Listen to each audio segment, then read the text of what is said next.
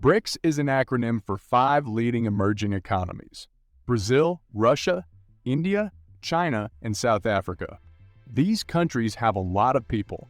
They are growing fast and they want to have more say in how the world works. They're very different from each other, but they have some things in common. They are all members of the G20, which is a group of 20 major economies that meet regularly to discuss global issues. They have a combined GDP of about 26 of the world's total, and they have created their own bank, called the New Development Bank, which lends money to developing countries for infrastructure and other projects.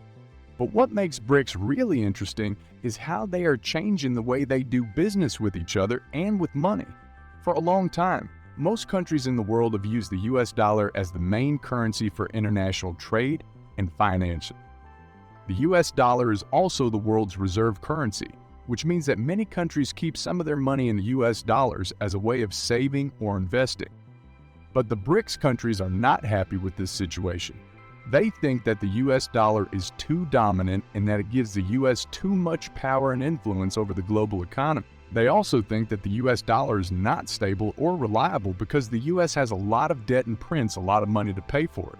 So they are using their own money or China's money instead of the US dollar when they do business with each other or with other countries. This means that they need less US dollars and that the US dollar becomes less important and powerful. Hello, and welcome to our channel, where we talk about the latest news and trends in the world of business and finance. Today, I'm going to talk about a very interesting topic: BRICS and their own currency. What are they? Why do they matter, and how do they affect the global economy and the US dollar? If you want to find out, keep watching and don't forget to like, share, and subscribe for more videos like this. The BRICS currency is still being developed and tested, and it could be launched soon.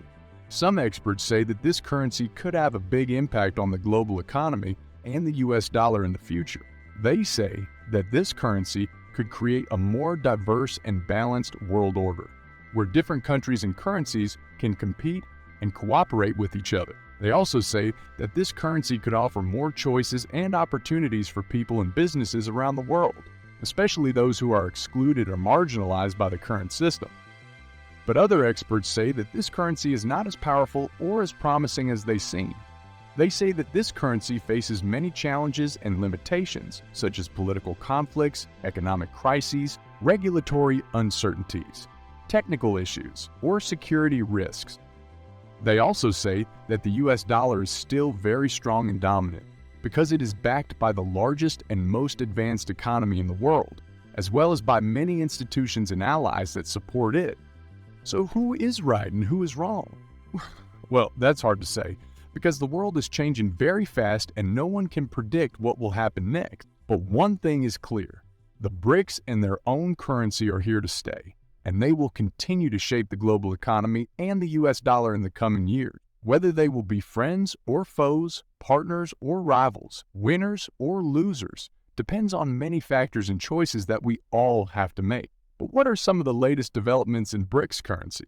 Well, according to some reports, Russia has recently called for creating a common BRICS currency that would challenge the US dollar's dominance as the main medium for international settlement.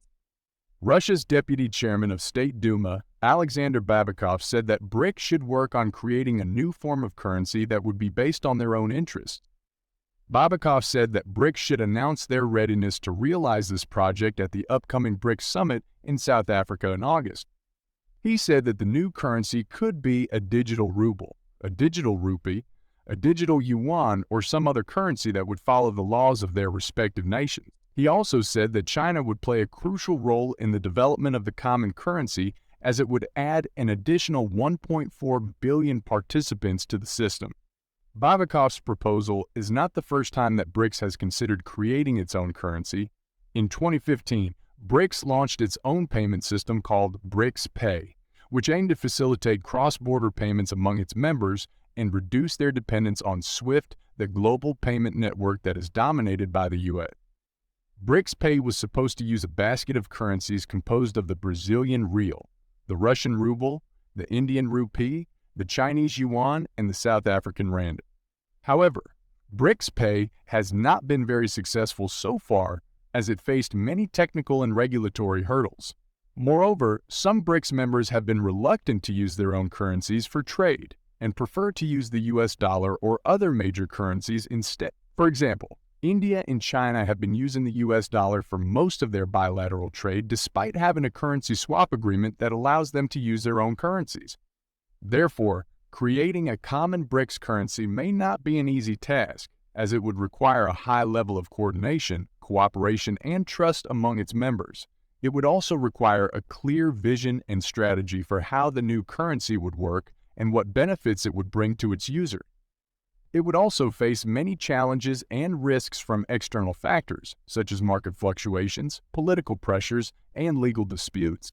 But if BRICS can overcome these obstacles and successfully launch its own currency, it could have a significant impact on the global economy and the US dollar.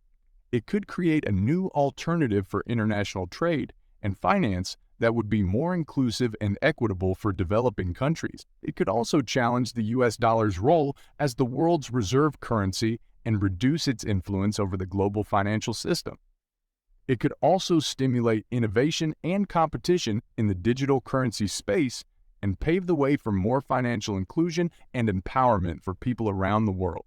That's all for today's video. I hope you learned something new and interesting about BRICS and their own currency. If you did, please give this video a thumbs up and leave a comment below. And if you want to see more videos like this, don't forget to subscribe to my channel and hit the bell icon to get notified when I upload new videos. Thank you for watching, and I'll see you in the next one.